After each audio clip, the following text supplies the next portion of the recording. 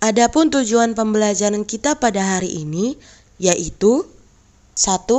Kita dapat memahami sejarah penemuan virus. 2. Kita dapat menjelaskan ciri dan struktur virus. 3. Kita dapat menjelaskan reproduksi virus. Halo, jadi pada hari ini kita akan membahas tentang materi virus. Jadi, apa itu virus? Dari segi bahasa, virus berasal dari bahasa Latin, yang artinya racun dan cairan berbahaya lainnya.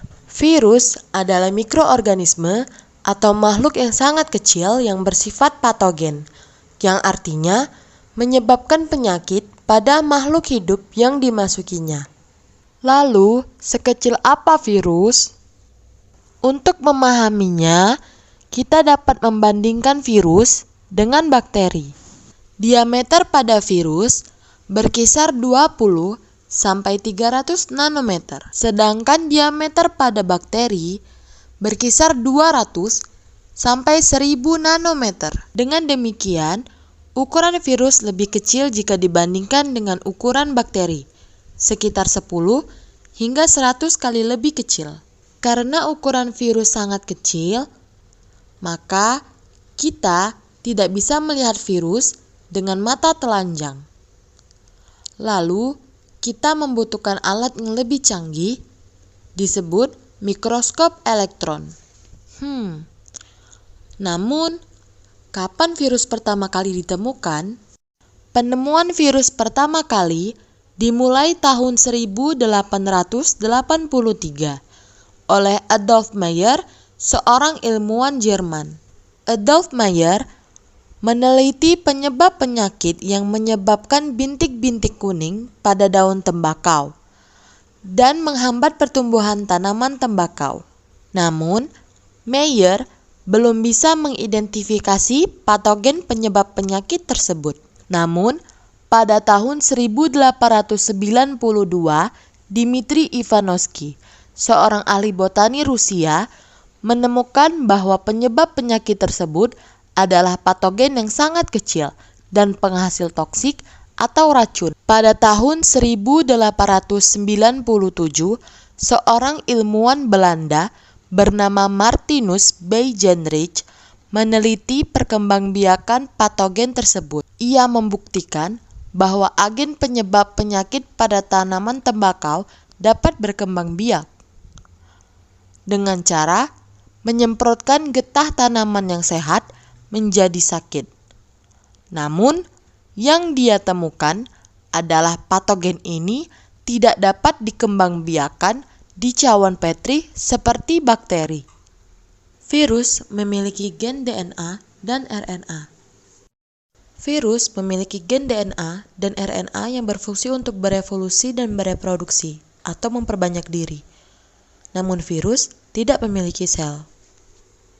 Sel merupakan unit dasar kehidupan yang memungkinkan makhluk hidup melakukan metabolismenya sendiri. Untuk itu, virus membutuhkan makhluk hidup lain sebagai inang untuk membantunya bermetabolisme. Di luar sel inang, virus tidak dapat bereproduksi atau mati. Apa itu inang? Inang adalah organisme lain yang menyediakan makanan dan tempat berlindung.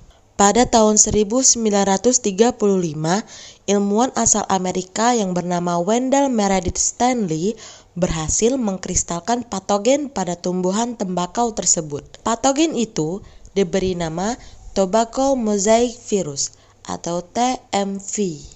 Lalu, apa ciri-ciri virus? 1. Ukurannya sangat kecil, sekitar 20 sampai 300 nanometer. Dengan ukuran yang sangat kecil ini, kita tidak bisa melihat virus hanya dengan mata telanjang.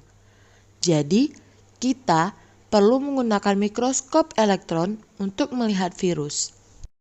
Tubuh virus terdiri dari kapsid atau mantel protein penyusun virus. Protein tersebut terdiri dari DNA atau RNA. Virus tidak memiliki sel serta organel-organel sel. Virus hanya hidup pada sel hidup, atau bisa kita sebut sebagai parasit. Virus merupakan suatu makhluk metaorganisme. Makhluk metaorganisme merupakan suatu bentuk peralihan antara benda mati atau memiliki sifat yang dapat dikristalkan. Virus memiliki beberapa bentuk tubuh, seperti bentuk bulat, batang, silindris, dan bentuk T. Bagaimana virus bereproduksi? Yang pertama adalah tahap adsorpsi.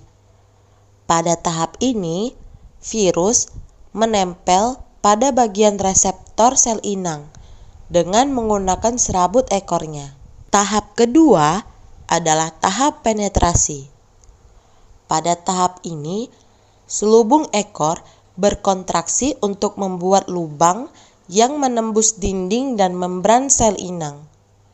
Kemudian, virus memasukkan materi genetik virus melalui lubang pada dinding dan membran sel inang, dan kapsid virus menjadi kosong. Yang ketiga adalah tahap sintesis atau eklifase. Tahap ini pembentukan asam nukleat atau salinan genom dan komponen-komponen virus dengan menghidrolisis DNA sel inang. Yang keempat, tahap pematangan atau tahap perakitan. Pada tahap ini, terjadi perakitan partikel-partikel virus yang lengkap membentuk virus-virus baru dengan menggunakan asam nukleat dan protein. Pada tahap yang terakhir adalah tahap lisis. Tahap pemecahan dinding sel inang dengan menggunakan enzim lisozim yang berfungsi merusak dinding sel bakteri sehingga virus baru akan keluar dan menyerang sel inang yang baru. Lalu, bagaimana siklus hidup virus? Yang pertama, siklus litik. Siklus litik yaitu replikasi virus yang disertai matinya sel inang setelah terbentuk anakan virus baru. Siklus litik terjadi apabila pertahanan sel inang lemah dibandingkan daya infeksi virus, sehingga tahap-tahap adsorpsi, penetrasi, sintesis, pematangan hingga lisis dari replikasi virus berlangsung sangat cepat. Virus yang mampu bereproduksi secara litik disebut virus virulen. Pada siklus litik, sel inang akan pecah dan mati setelah terbentuk anakan virus baru. Yang kedua, siklus lisogenik. Siklus lisogenik terjadi apabila sel inang memiliki pertahanan yang lebih baik dibandingkan dengan daya infeksi virus, sehingga sel inang tidak segera pecah, bahkan dapat bereproduksi secara normal. Pada siklus lisogenik terjadi replikasi genom virus, tetapi tidak menghancurkan sel inang. DNA atau RNA virus berinteraksi ke dalam kromosom sel inang membentuk profag, dan ini dapat diturunkan kepada kedua sel anak melalui reproduksi. Apabila profag pada sel anak inang menjadi aktif, maka virus akan mengalami reproduksi secara litik. Virus yang dapat bereproduksi secara litik dan secara lisogenik disebut virus temperat. Nah, kalian sudah mengetahui sejarah virus, ciri-ciri virus, hingga reproduksi virus. Semoga dapat dipelajari dan dapat dipahami. Sampai jumpa lagi.